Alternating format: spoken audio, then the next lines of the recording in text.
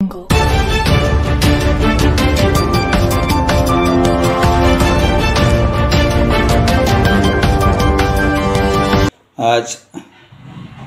आषाढ पौर्णिमा ही संपूर्ण जगामध्ये पावित्र्याने भरलेली आहे. संपूर्ण जगामध्ये एक मोकळं आणि मोठं उत्साहाचं वातावरण आहे.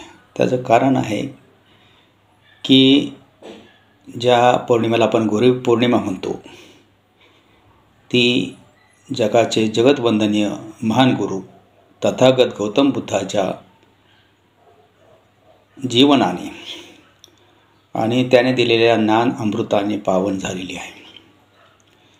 म्हणूनच म्हणतात की सुखो बुद्धानुपादो, सुखो सद्धम्म देशना, सुखा संगस सामग्री, उपजानम तपो सुखम.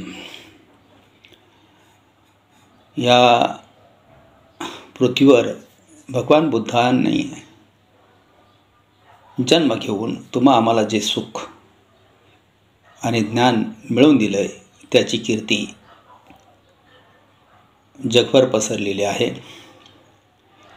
तेव्हा आजच्या 21/7/2024 रोजी असणाऱ्या या गुरुपौर्णिमेचं महत्त्व मी थोडक्यात आपल्याला समजावून सांगणार आहे. खरं तर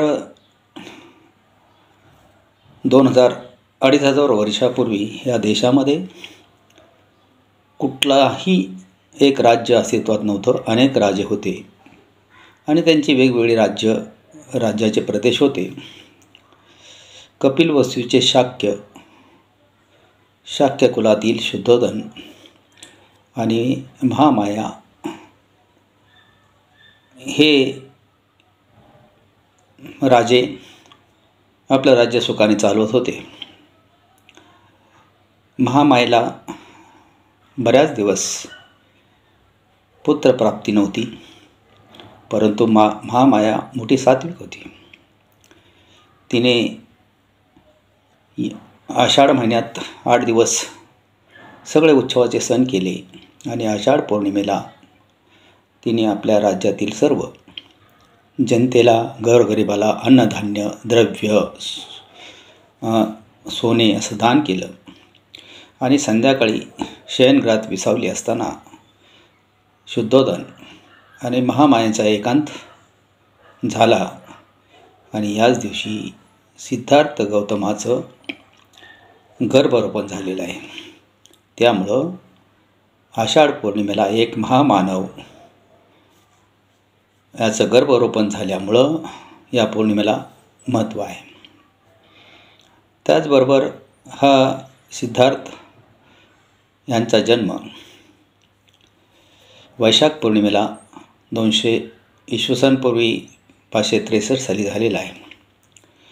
आणि अर्थातच राजाचा मुलगा राजकुमार असतो, परंतु रोहिणी नदीच्या तंट्यामुळं युद्ध नको म्हणून सिद्धार्थ गौतमाने गृहत्याग केला आणि 6 वर्ष त्यांनी वेगवेगळ्या ऋषीकडे तपश्चर्या केली आणि वैशाख पौर्णिमेलाच त्यांना ज्ञानप्राप्ती झाली.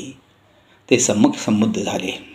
सम्यक संबुद्ध झाल्यानंतर सिद्धार्थ गौतम यांनी वैशाख पौर्णिमेनंतर 2 महिने मला मिळालेले ज्ञान इतरांना सांगावं की नाही सांगावं या संभ्रमात राहिले. परंतु त्यांचं मन सांगायला लागलं की नाही, हे ज्ञान जर हा ज्ञानप्रकाश जगाला दिला तर जनतेचं दुःख नाहीसं होईल. आणि म्हणून सारनाथ येथील मृगदाय मनात पंचवर्गीय भिक्खूंना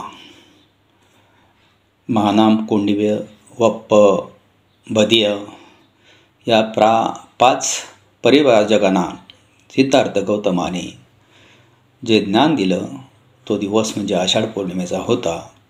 आणि या आषाढ पौर्णिमेला सिद्धार्थ गौतमाने आपल्या उपासकांना, आपल्या 5 भिक्खूंना जे ज्ञान दिलं ते म्हणजे जगामध्ये प्रसिद्ध झालेलं आहे, ते म्हणजे विशुद्धी मार्ग. विशुद्धी मार्ग म्हणजे विशुद्धी मार्ग. तथागत म्हणतेंना म्हणतात, हे भिक्खू, ज्याला कोणाला सुखाने आणि समाधानाने जीवन जगायचं असेल त्यांनी काही जीवनाचे तत्त्व अंगीकारले तर माणसाचं जीवन सुखी होतं. म्हणून भगवान बुद्धांनी पंचशिलेचा मार्ग सांगितला. त्यालाच आपण सगळेजण विशुद्धी मार्ग म्हणतो. विशुद्धी मार्ग म्हणजे शुद्ध जीवन जगण्याचा मार्ग. हिंसा करू नये, लबाड बोलू नये, चोरी करू नये, खोटे बोलू नये, मादक पदार्थ सेवन करू नये. या सगळ्या गोष्टी पंचशिलेत येत असल्यामुळं या गोष्टी आपण टाळल्या पाहिजेत. आणि नंतर भगवान बुद्धांनी धम्मचक्र प्रवर्तन सूक्त त्यांना सांगितलेले आहे. त्यांनी सांगितलं की 4 आर्य सत्य. जगात दुःख आहे, दुःखाला कारण आहे, दुःख नाहीसं होऊ शकतं.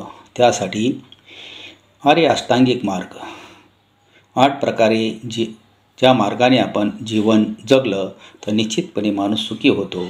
म्हणून त्यांनी आर्य अष्टांग मार्ग सांगितला. त्यानंतर 10 पारमिता सांगितल्या.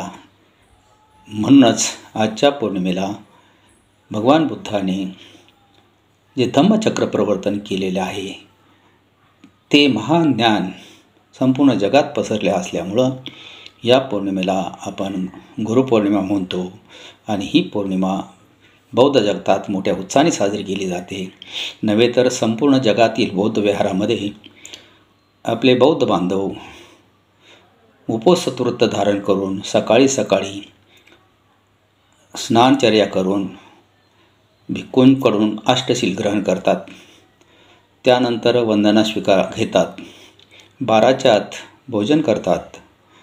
संध्याकाळी फलाहार करतात आणि दिवसभर पवित्र असं जीवन जगतात. पंचशिलेत ते राहतात.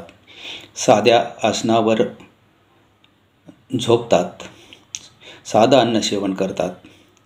त्याचबरोबर दागदागिने, नाचगाणे हे सगळे करमणुकीचे कार्यक्रम टाळतात. आणि दिवसभर धम्मदान असेल किंवा द्रव्यदान असेल, गरजेच्या वस्तू असतील ते दान करतात. आणि ही पौर्णिमा संध्याकाळी धम्मवंदना घेऊन साजरी करतात. म्हणूनच आजचं हे धम्मचक्र प्रवर्तन दिन आहे तो जगतामध्ये फार मोठा आहे. आणि याचं मूल्य आपण दरेक बौद्धाने पाळलं तर जग हा युद्धापासून बुद्धाकडे जाईल, सुखाकडे जाईल, नीतिशीलतेकडे जाईल आणि सुखी होईल असं मला वाटतं. या दिवसापासून म्हणजे आषाढ पौर्णिमा ते अश्विन पौर्णिमा वर्षावास सर्व बौद्धजन जगातील पाळतात. आणि वर्षावासामध्ये पाऊस असल्यामुळं भिक्खू चारिका करत नाहीत, फिरत नाहीत. एकाच ठिकाणी बुद्धविहारात राहतात आणि उपासक त्या ठिकाणी जाऊन त्यांच्याकडून धम्मदेशना घेतात आणि आपलं जीवन पवित्र करतात. म्हणून आषाढ पौर्णिमा ते अश्विन पौर्णिमा सर्व बांधवांनी वर्षावास पाळावा, धम्माचं आचरण करावं, धम्माचे शील नीती तत्त्वाचं आचरण करावं आणि सुखी व्हावं एवढंच सांगतो. तुम्हा सर्व भारतीयांना आजच्या वैशाख पौर्णिमेच्या निमित्ताने शुभेच्छा देऊन थांबतो. जय भीम, नमो बुद्धाय. आपल्या समाज टीव्हीला सबस्क्राईब करा आणि बेल आयकॉन दाबा.